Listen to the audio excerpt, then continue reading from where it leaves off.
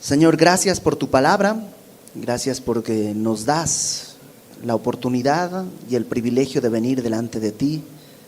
Te rogamos que tu Espíritu Santo nos hable, que tu Espíritu Santo siembre tu palabra en nuestro corazón, que traigas consuelo, dirección, fortaleza, exhortación, Señor, y de esa manera tú seas exaltado. En el nombre de Jesucristo, Padre, te pedimos esto. Amén. Capítulo 12 de Segunda de Corintios. La semana pasada pasamos por aquí, pero lo vimos como un poco superficialmente, porque estábamos hablando de un tema largo que Pablo viene desarrollando desde el capítulo 11. Pero creo que sería bueno ver un poquito con detalle lo que está acá por dos razones. Una, es un pasaje muy conocido, muy popular, y hay muchas enseñanzas al respecto y algunas no necesariamente correctas según el texto. Y la segunda razón, porque creo que puede traer consuelo en corazones que lo anden necesitando. Vamos a empezar leyéndolo y luego regresamos para algunas reflexiones finales. Capítulo 12. Pablo está en esta sección en la que está luchando por los corintios, por el corazón de los corintios. Los corintios, la iglesia de Corinto era una iglesia rebelde, había sido fundada por Pablo, pero unos años después estaban rechazando a Pablo, porque habían llegado otros, que Pablo le llama otros superapóstoles, que llegaban y despreciaban a Pablo. Decían, Pablo ni habla bien, ya lo han oído hablar, se tropieza, su griego tiene acento. Como que en cambio nosotros pues somos maestros de oratoria y estaban despreciando a Pablo. Y el problema no es que desprecien a Pablo, es que despreciando a Pablo desprecian el mensaje que lleva Pablo, el cual es el evangelio puro de la gracia de Dios.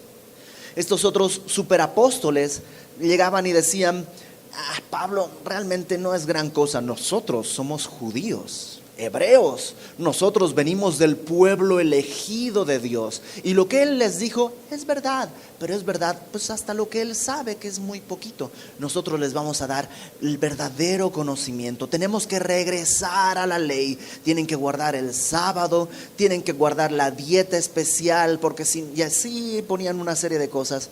Y Pablo les viene diciendo, ¿por qué se dejan esclavizar?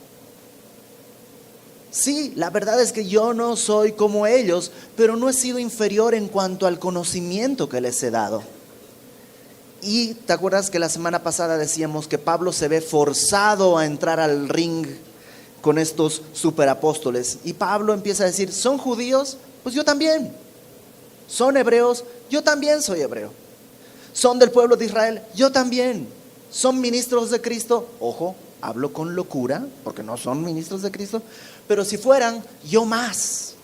He estado en peligros, he estado en prisión, he sido golpeado, todo por el evangelio de Cristo.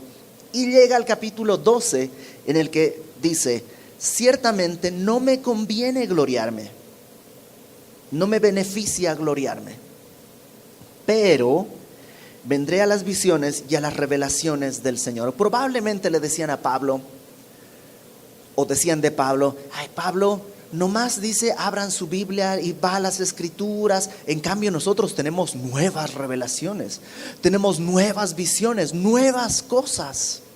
Alguna vez una persona nos decía eso acerca de Semilla, es que en Semilla nomás todo el tiempo están en la Biblia y verso a verso, pero no hay nada nuevo, que yo necesito aprender cosas nuevas. Y sí, no hay nada nuevo. Acuérdate, si es bíblico no es nuevo, si es nuevo pues no es bíblico, será de TV Notas o una cosa así, pero no es de la Biblia, ¿no? Y algo así decían de Pablo, él no tiene visiones, no tiene esto. Y Pablo, otra vez en el ring al que lo forzaron a subirse, dice, no me conviene gloriarme, pero, ya que están así las cosas, vendré a las visiones y a las revelaciones del Señor. Conozco a un hombre en Cristo que hace 14 años, si en el cuerpo, no lo sé, si fuera del cuerpo, no lo sé, Dios lo sabe, pero hace 14 años fue arrebatado hasta el tercer cielo. Y conozco al tal hombre, si en el cuerpo o fuera del cuerpo, no lo sé, Dios lo sabe, que fue arrebatado al paraíso, donde oyó palabras inefables que no le es dado al hombre expresar. Y pone en la mesa algo que es verdaderamente espectacular. Lo que dice Pablo es, hablando de sí mismo, habla en tercera persona, pero está hablando de sí mismo. Dice que fue arrebatado al tercer cielo. ¿Qué es el tercer cielo? Hay un montón de... La Biblia en realidad no dice mucho al respecto. Las tradiciones judías hablaban hasta de 7 cielos. Pero en realidad, cuando dejas que la Biblia se interprete a sí misma, es mucho más sencillo que eso, porque hay quienes hacen una especie de geografía de los cielos, y en el primer cielo está no sé qué, en el segundo cielo, tercer cielo, cuarto cielo, quinto cielo, y así como una serie de geografía de los cielos. Pero es mucho más sencillo lo que Pablo está diciendo. En el verso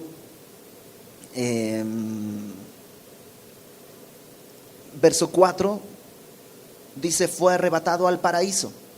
Entonces, el tercer cielo para Pablo es simplemente el paraíso. ¿Y qué es eso? El lugar donde está Dios.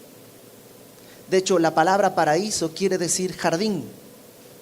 Un poco la idea piensa en cómo Adán y Eva vivían en comunión perfecta con el Señor.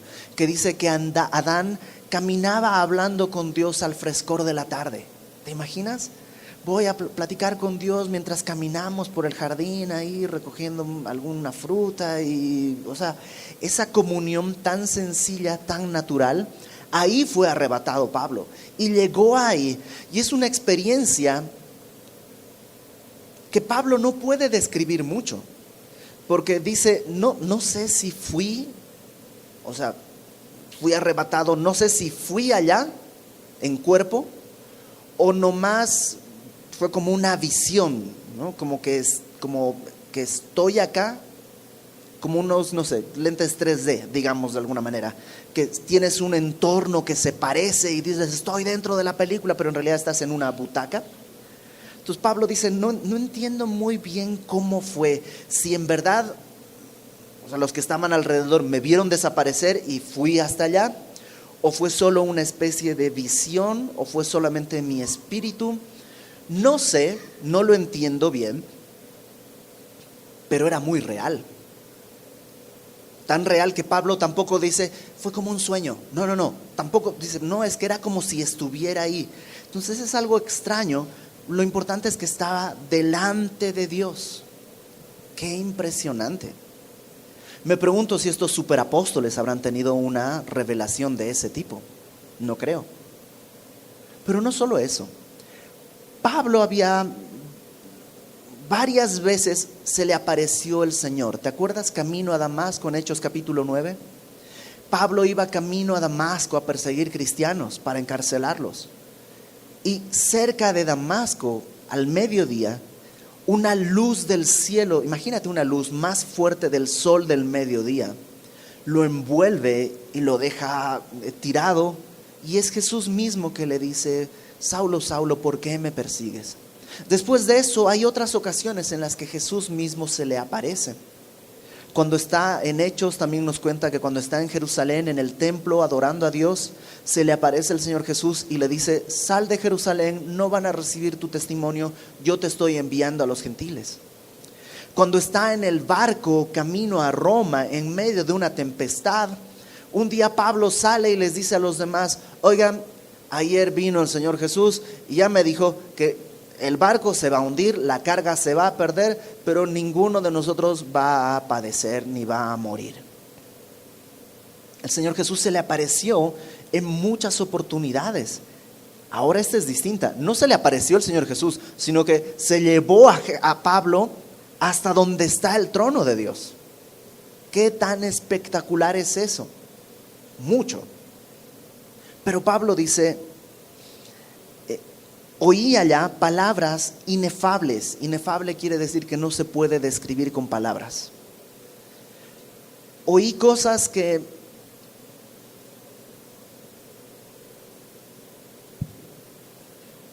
eso, o sea, así. No hay cómo ni siquiera comenzar a describirlo. Son palabras inefables que no le es dado al hombre expresar. Qué distinto a los libros que luego aparecen, ¿no? De fui al cielo y regresé y tengo una visión y no sé qué, tarará. Yo siempre por eso sospecho, porque la Biblia, cuando alguien va al cielo, nunca regresa así como, fui al cielo. No, Pablo fue y no puede expresar lo que vio ahí. ¿Por qué? Porque lo que Dios quiere revelarte a ti y a mí está acá. Está acá en la palabra. ¿Estoy diciendo que no hay nadie que vaya al cielo y que regrese? No, Dios es soberano. Podría llevarse a 1, a 2, a 1000 personas, si Él quisiera, a ver lo mismo. Pero lo que digo es que no se me hace consistente que alguien regresa del cielo, escribe un libro y luego hace sus conferencias hablando de ese libro, porque desvía la atención del libro de Dios a un libro. Entonces, yo desconfiaría. Preferiría siempre enfocarme en la palabra. Ahora, esto habla de una gloria a la que Dios llamó a Pablo. Ahora, veamos lo que sigue, versículo 5. De tal hombre me gloriaré. Algunas versiones traducen, de ese hecho me podría gloriar. De ese hombre que fue al cielo y regresó, podría gloriarme. Pero de mí mismo en nada me gloriaré, sino en mis debilidades. Sin embargo, si quisiera gloriarme, no sería insensato, porque diría la verdad, pero lo dejo para que nadie piense de mí más de lo que en mí ve u oye de mí. Podría hablar de eso, podría hablar de muchas experiencias así, pero no me conviene, lo dijo al principio. Prefiero gloriarme en mis debilidades, en las cosas en las que no soy especial por sobre los demás, en las cosas en las que los demás no me ven con envidia. No voy a gloriarme en esas cosas que marcarían una diferencia mía entre... No, me voy a gloriar en las debilidades. ¿Por qué? Porque no quiero que tomen de mí algo que no pueden ver, que si tienen un concepto de mí, sea lo que me ven hacer, no lo que les cuento que viví.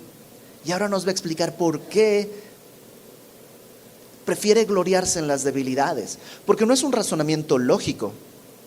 O sea, normalmente uno se gloria de las cosas maravillosas, no de las debilidades, de las necesidades. Pero Pablo lo tuvo que aprender. ¿Cómo? Versículo 7. Para que la grandeza de las revelaciones no me exaltase desmedidamente. O sea, esto que me pasó fue tan maravilloso que podría ser muy orgulloso. Interesante que Pablo mismo sabe que el orgullo puede ser una piedra en la que él tropieza. Él sabe que su corazón puede correr hacia el orgullo. Y dice, para que no me pase esto, me fue dado un aguijón en mi carne. La palabra aguijón a nosotros nos da la idea de una abeja, ¿no? Como que Dios me mandó como una abeja que me pica y me duele. Pero la palabra que se utiliza acá no habla de un aguijón de una abeja, sino de una estaca que se utiliza para cuando armas una tienda, para clavarla en el piso de modo que el viento no se la lleve. Entonces, cuando Pablo dice, me dio un aguijón en la carne, no está hablando de un piquetito, sino imagina que te atraviesan una estaca por el cuerpo. Esa es la medida de lo que Pablo está tratando de decir. Lo interesante es que él dice, me dio esto, me fue dado, fue un regalo de Dios esto. No dice, es una maldición, sino un don de Dios. Para que no me exaltase sobremanera, Dios me dio un don, un aguijón, una estaca en mi carne, un mensajero de Satanás que me abofetee para que no me enaltezca sobremanera. Qué fuerte, ¿no? O sea, no es, es un aguijón en la carne, pero también es un mensajero de Satanás para que lo abofetee. Cada que él piensa, oh, prediqué muy bonito ahora en Filipos, vi cómo la gente estaba atenta y de repente sentía o la estaca o un puñetazo en la cara de parte de este mensajero de Satanás para que despierte y no se enaltezca a sí mismo. ¿Qué es este aguijón? ¿O a qué se refiere Pablo? ¿De qué está hablando Pablo? Todo lo que podamos decir al respecto son especulaciones y hay muchas teorías al respecto. Algunos piensan que era una tendencia a un pecado. Incluso hay algunos que dicen que Pablo tenía una tendencia homosexual y que eso es lo que, esa tentación homosexual es lo que cada rato venía sobre él y lo golpeaba. Otros hablan de que este aguijón en la carne, este mensajero de Satanás, era una persona que lo seguía donde quiera que él iba y era el que exaltaba el ánimo de la gente para que lo desprecie, para que lo apedree, para que lo golpee. Y así hay muchas teorías. Realmente no creo que podamos saberlo con certeza. Lo único que sí sabemos es lo que Pablo describe. Número uno, que era algo en su carne. Que era algo en su carne. No necesariamente en su cuerpo, pero sí en su naturaleza humana, por decirlo de alguna manera. Era algo en su naturaleza humana. Y número dos, era un mensajero de Satanás, es decir, había un mensaje que le daba este aguijón. No solo era un ataque, digamos, físico, sino también a su pensamiento, porque era un mensajero. Nunca has estado en un ambiente muy bonito, muy espiritual, y de pronto te vienen pensamientos feos. Ay, mira qué feo se vistió aquella persona. Y así como, ¿por qué estoy pensando eso? O sea, ¿de dónde viene? ¿No? Eran como esos dardos que tratan de afectar tu entendimiento. Algunas otras personas piensan que esto tiene que ver con una dolencia en su cuerpo. Cuando escribe a los Gálatas, les dice a los Gálatas: ustedes cuando me recibieron no me despreciaron a pesar de lo que cómo iba en mi cuerpo. Es más, dice Pablo a los Gálatas, hasta si hubieran podido, se hubieran quitado los ojos y me los hubieran dado. Y termina la carta a los Gálatas diciéndoles, como siempre, la firma va de mi propia mano. Vean qué letrotas tan grandotas tengo que escribir, ¿no? Y todo eso pareciera indicar que Pablo en verdad tenía un problema en la vista. A lo mejor producto de los golpes que recibió, a lo mejor producto del encuentro con el Señor Jesús. Cuando se encontró con el Señor Jesucristo quedó ciego y a lo mejor recuperó la vista solo parcialmente. No lo sabemos. Lo que sí sabemos es que este mensajero, esta cosa que tenía Pablo, era algo en su naturaleza carnal, era algo que afectaba su entendimiento y era algo que además lo humillaba públicamente. Algunos piensan que sí, debe ser algo físico, alguna deformidad, alguna malformación, alguna cosa que precisamente por eso los otros superapóstoles decían, pero ¿ya vieron cómo es Pablo? ¿Neta quieren que este hombre les enseñe? Puede ser cualquiera de esas cosas. Lo importante es que no lo deja claro, tal vez para que tú y yo podamos identificarnos. ¿Hay algo en tu vida que te duele? ¿Hay algo en tu vida que tú dices, es que es en mi natural? Tal vez puede ser tu estado de ánimo, tu humor. Eres de los que se enojan así en un segundo y dices, Señor, ya no, yo quisiera ser como el topollillo, así feliz todo el tiempo, pero más bien soy como Gargamel, ¿no? Quisiera cambiar esta parte de mi vida y a lo mejor has hecho muchas cosas al respecto. Pablo no estaba feliz con esto. Entendió que era un don de Dios, pero fíjate, versículo 8. Respecto a lo cual, a este aguijón, 3 veces he rogado al Señor que lo quite de mí. Pablo conocía sus cartas. A los filipenses les dice que no haya ninguna ansiedad sobre ustedes, sino echen toda ansiedad sobre Cristo, en toda oración y ruego, con toda plegaria. Y la paz de Dios, que sobrepasa todo entendimiento, guardará vuestros corazones y vuestros pensamientos en Cristo Jesús. No sé si te acuerdas. Pablo sabía eso y lo hizo. O sea, oré a Dios. Lo oré 3 veces. Y a lo mejor tú dices, yo también lo sé y también he orado. Y ya le he dicho, Señor, por favor, quítame esto. Ya no aguanto, quítame esto, por favor. Sácalo, arráncame esto, porque es un estorbo. Es un estorbo. Verso 9. Y me ha dicho, Dios le ha contestado, bástate mi gracia. Y es el apóstol Pablo. Y Dios le dice al apóstol Pablo, no te lo voy a quitar. Bástate mi gracia. Mi gracia, este favor inmerecido, te es suficiente. ¿Por qué? Porque mi poder se perfecciona, madura, se hace completo en la debilidad.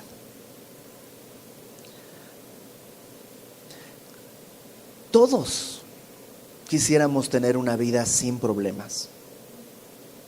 Hay alguien que a lo mejor tiene una enfermedad que en verdad es un estorbo a su vida. No estoy hablando de una gripa o de algo pues leve, sino algo que en verdad estorba tu caminar. E incluso estorba tu caminar en Cristo. A lo mejor alguien no tiene un estorbo así, pero tiene un familiar. Alguien que está ahí y que es este aguijón en la carne y cada que estoy queriendo caminar bien, Señor, hoy desperté de buenas, estoy adorándote, ya leí mi Biblia, hice mi devocional, le prediqué el evangelio a mis vecinos, pero llega este familiar y ya perdí los estribos otra vez y ya me enojé y ya dije cosas que debía haberme callado y lo primero que tenemos que entender es que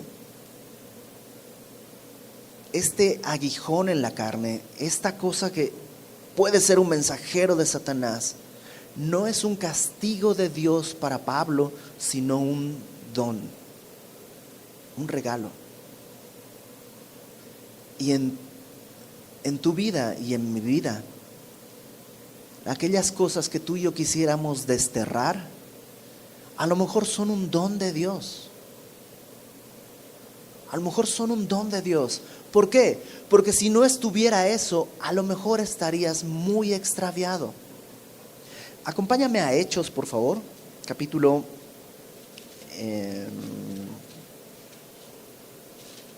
9.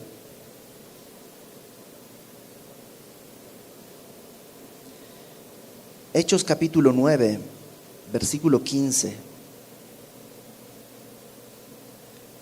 Versículo 15 de Hechos 9. Estamos en el momento en que Pablo acaba de recibir la visita de nuestro Señor Jesús, quedó ciego, entró a Damasco ciego y está orando y ayunando porque acaba de entender que el Señor Jesús está vivo, ha resucitado y es Dios, o sea, acaba de entender todo eso. Y viene Ananías, un judío cristiano que había en la ciudad, para orar por él. Pero Dios primero le dice esto a Ananías. Hechos 9, versículo 15. El Señor le dijo, Dios le dice a Ananías, ve a orar por Pablo. Pablo está en una casa, está orando y tiene una visión que Ananías viene y ora por él. Así que Ananías, ve, porque instrumento escogido me es este. O sea, yo escogí a Pablo. Pude escoger a cualquiera y escogí a Pablo. Instrumento escogido me es este. ¿Para qué? Para llevar mi nombre en presencia de los gentiles, de reyes y de los hijos de Israel. Verso 16. Porque yo le mostraré cuánto le es necesario padecer por mi nombre. O sea, no dice Dios, yo le voy a mostrar cuánto tiene que pagar por el daño que me ha hecho al perseguir cristianos. No, no, no. No dice cuánto yo necesito que Él padezca. Es cuánto a Él le es necesario padecer por mi nombre. Y sí, algunas de las cosas que tú y yo vivimos son fuertes, son difíciles. Y Dios tiene que decir, ten fe, yo sé cuánto necesitas padecer. Dios no está buscando vengarse, ni siquiera está buscando castigarte, porque como dice el pastor Alex Awad, si Dios quisiera castigarte, solo hay dos opciones. ¿Cuál quieres? ¿Cruji o secreta? O sea, son las únicas dos opciones que habría. ¿Cómo te vas a rostizar? Dios no está buscando castigarte, sino Él sabe que tú y yo necesitamos padecer ciertas cosas. No queremos, no, pero necesitamos. Piensa en una vacuna. ¿Cuán necesario es vacunar a mi hijo? ¿Le gusta? No, no le gusta, pero yo sé que lo necesita. Piensa en una medicina. Bueno, Dios sabía cuánto Pablo tenía que padecer y dice, le voy a mostrar cuánto es necesario que padezca. Él lo necesita. Entonces a lo mejor el dolor que tú estás atravesando lo has visto como una carga, como una maldición, como un estorbo, y Dios dice, no, es algo que necesitas, es un don que yo estoy poniendo delante de ti. ¿Por qué? Número uno, tal vez sin ese don estarías perdido. O sea, si a mí Dios me hiciera millonario, no estoy seguro, sinceramente, no estoy seguro si estaría leyendo mi Biblia todos los días. Tal vez estaría, pues, no sé, desayunando en Nueva York, comiendo en Roma y cenando en Japón. O sea, si Dios no pusiera ciertos límites a mi vida, a mis deseos, que para mí pueden ser estorbos, probablemente estaría perdido. Y Dios pone estas cosas en tu vida y en mi vida para cuidarnos, para protegernos, pero no solo eso, sino también para que le busquemos. A raíz de esto, Pablo dice, tuve que orar 3 veces. Y algunos piensan que no está hablando de 1, 2, 3, sino que es una expresión, que es algo que ha estado orando continuamente. Y ha estado orando continuamente. Y creo que tú y yo también tenemos que hacer eso. ¿Hay algo que está en tu vida y que no te gusta? Pídele al Señor. A veces Dios va a decir, ok, sí, ya lo aprendiste, voy a quitar esto. Entonces ora y pide. En Lucas, por ahí del capítulo 16, Jesús narra una parábola sobre la necesidad de perseverar orando y no dejar de orar. ¿Te acuerdas de esta viuda que va con un juez injusto? Una viuda que va con el juez injusto y el juez injusto al final dice, ¿sabes qué? Le voy a contestar porque es tan latosa que viene y viene y viene que si no le contesto de una vez, si no le hago justicia de una vez, no me la voy a sacar de encima. Y es una parábola extraña porque tú dices, ¿acaso Dios? Entonces yo le insisto hasta que Él diga que no. No, Dios lo que nos está mostrando es el contraste. Número 1, tú y yo no somos una viuda que se acerca a un juez injusto, sino una esposa que se acerca ante su esposo o un hijo que se acerca ante su padre. Qué diferente. Si esta viuda tiene la fuerza para acercarse ante el juez injusto, ¿cuánto más tú y yo que somos su esposa o que somos su hijo no nos acercaremos hasta su trono? Este es un juez injusto. ¿Cuánto más nos escuchará nuestro Señor, que es un Padre, es el Dios justo y santo, santo, santo? ¿Cómo no acercarme y perseverar en oración? Entonces hay algo que te está lastimando, hay algo que tú dices, esto es un estorbo a mi caminar en Cristo. No un capricho, sino un estorbo a mi caminar en Cristo. Pídelo. ¿Cuántas veces? 3, 10, 15, 20, 200, las que sea necesario. Pero a lo mejor Dios va a decir, no, no lo voy a quitar. Bástate mi gracia. Algunas cosas Dios va a decir, no. Y entonces es tiempo de dejar de orar, porque Dios ya contestó. Y ese no es egoísta, no es malvado, sino es otra vez una expresión de su gracia. No, ¿por qué? Porque mi gracia te es suficiente. Y mi poder se perfecciona en esa debilidad. Y a lo mejor tú vas a decir, es que ya no quiero vivir esto. Y Dios dice, yo sé que no, pero mientras tengas esa debilidad, yo voy a perfeccionar mi poder en ti. Es que mi humor siempre me traiciona, pero he aprendido a pedir perdón y a humillarme y a pedir misericordia a mi esposo, a mi esposa, a mis hijos. Una y otra vez, perdóneme, sé que volví a contestar mal. Y a lo mejor es más valioso el fruto del arrepentimiento que el de, pues yo ya no me enojo nunca. Y como no me enojo nunca, pues ya no tengo que pedir perdón, ya no tengo que humillarme, ya no tengo que ir a tocarle la puerta a mi esposa y decirle, ¿sabes qué? Yo sé que merecería que me odies y que ni me hables, pero vengo a pedir perdón, ora por mí. Su poder se perfecciona en esa debilidad que tiene mi vida. Porque todos, tú y yo, todos los que estamos aquí, hay un área en la que somos débiles. Hay un área en la que necesitamos más gracia que otra persona en esa misma área. Y Dios quiere no exhibirnos como perfectos, sino como necesitados. No sé si tú, cuando yo era niño, una de las cosas que yo anhelaba era ser adulto, ¿no? Ya quiero ser adulto, porque cuando sea adulto, ¿qué crees? Voy a hacer lo que quiera. No, mi mamá, hablando del Día de la Madre, incluso allá en el sur, en Bolivia, me decía, mientras vivas bajo este techo, ¿no? Y yo tenía que, bueno, mi mamá no creo que vea esta conferencia, entonces yo obedecía siempre, ¿no? Siempre. Porque quería honrar que vivía bajo ese techo, así era yo.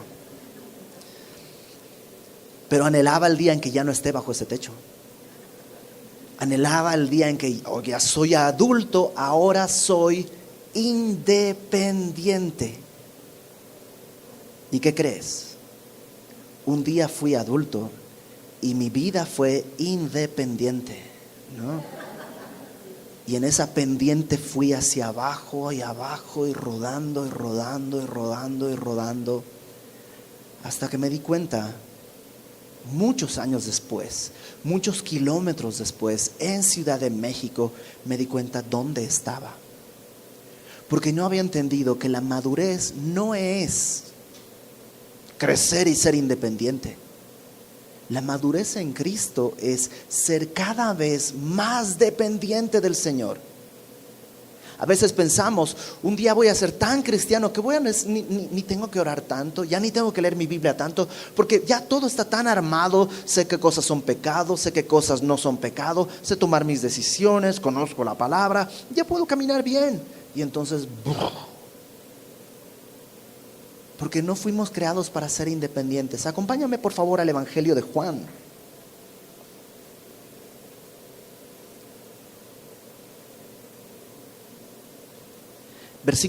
Capítulo 21.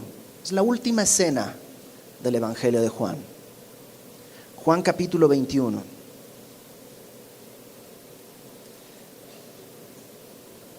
Está en este momento en que Jesús está hablando con Pedro ahí en la playa. ya al final, después de haber muerto y resucitado, y le ha hecho estas preguntas, ¿no? ¿Me amas? Sí, Señor, te amo, y así, todo esto. Y verso 18, Juan 21, 18.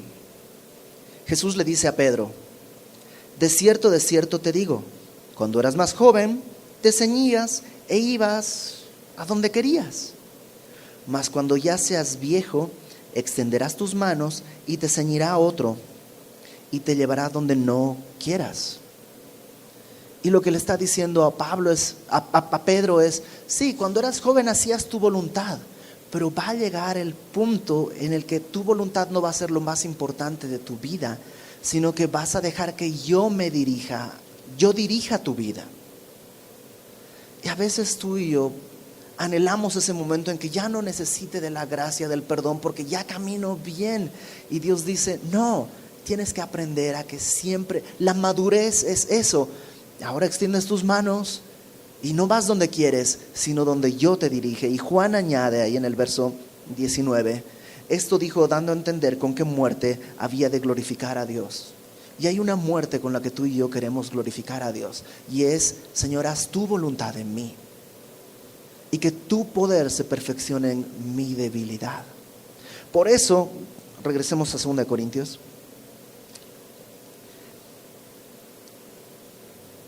Pablo dice, verso 9, ahí a la mitad: por tanto, porque sí, tengo cosas de qué exaltarme. ¿Quién ha ido al paraíso? Solo yo. Pero eso no fue tan grande que Dios le da un aguijón para mostrarle que no puede gloriarse. Y cada que intenta gloriarse, viene este aguijón. Ya le pedí a Dios que me lo quite, y Dios dice: no, si te lo quito te vas a perder.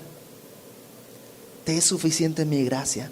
Por tanto, de buena gana me gloriaré, más bien en mis debilidades, para que repose sobre mí el poder de Cristo. Y Dios quiere hacer esa obra en ti y en mí. Y yo sé, lo sé porque también lo viví como hijo. No hay corazón más afligido que el corazón de una mamá, que a lo mejor está luchando contra 1000 cosas y dices: ya oré, ¿qué hago? Pues si Dios no ha dicho bástate mi gracia, sigue orando. Pero si Dios ya dijo mi gracia es suficiente, entonces confía, el Señor va a hacer su obra. Deja que el poder de Cristo repose sobre ti. Ahora, si tú no eres mamá, ¿no? Si tú eres un hombre y también has estado luchando contra tentaciones, cosas de tu carne que dices: Señor, si me quitaras esto, mi caminar contigo sería mucho más fácil. Bueno, número 1, pídele, quítalo. Pero si Dios dice: no, no lo voy a quitar, tienes 2 opciones: decir: pues entonces le doy vuelo a la hilacha y hundirte, o decir: Señor, ok, si no lo vas a quitar, entonces, sabiendo que esa es mi debilidad, sé tú, glorifícate. No va a ser mi fuerza de voluntad, mi santidad, mi anhelo ni mi deseo, sino tu poder en mí lo que puede levantarme, caminar como tú quieres que camine. Al final del día, Dios quiere hacernos caminar en esa santidad. Él es santo, santo, santo. Y porque Él es santo, Dios quiere que nosotros compartamos esa santidad. ¿Qué te parece si oramos? Y como la semana pasada, una vez más, tú sabes cuál es tu debilidad. Tú sabes si es un asunto muy visible, como, no sé, hablar mal, como robar, como, no sé.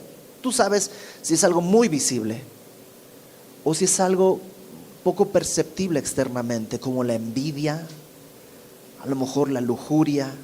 Tú sabes. Dios quiere que su poder repose ahí para librarte de eso. En verdad Dios quiere hacerlo.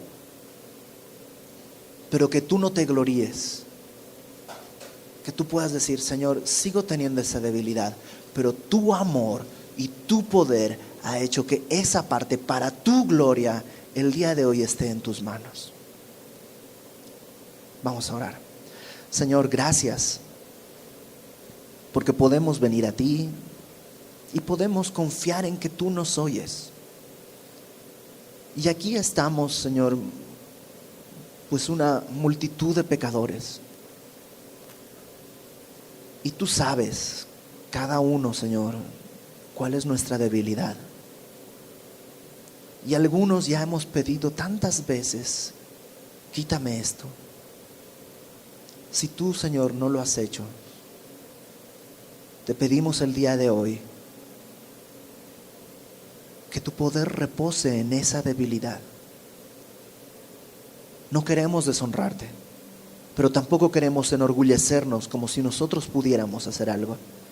Que tu poder repose sobre nosotros y que el resultado, esta vida, esta nueva vida santa, podamos decir a todos: no tengo nada de qué gloriarme, sino solo que en esa debilidad tu poder ha hecho una obra. Queremos madurar, Señor. Ya no vivir según nuestros deseos, sino que tú nos dirijas. Queremos tomar nuestra cruz cada día, negarnos a nosotros mismos y seguirte para tu gloria. Que tu Espíritu Santo a cada uno de los que estamos aquí traiga la convicción necesaria, las palabras correctas, y que el día de hoy sea un nuevo día. Para tu gloria, Señor, te lo pedimos en el nombre de Jesucristo nuestro Salvador. Amén.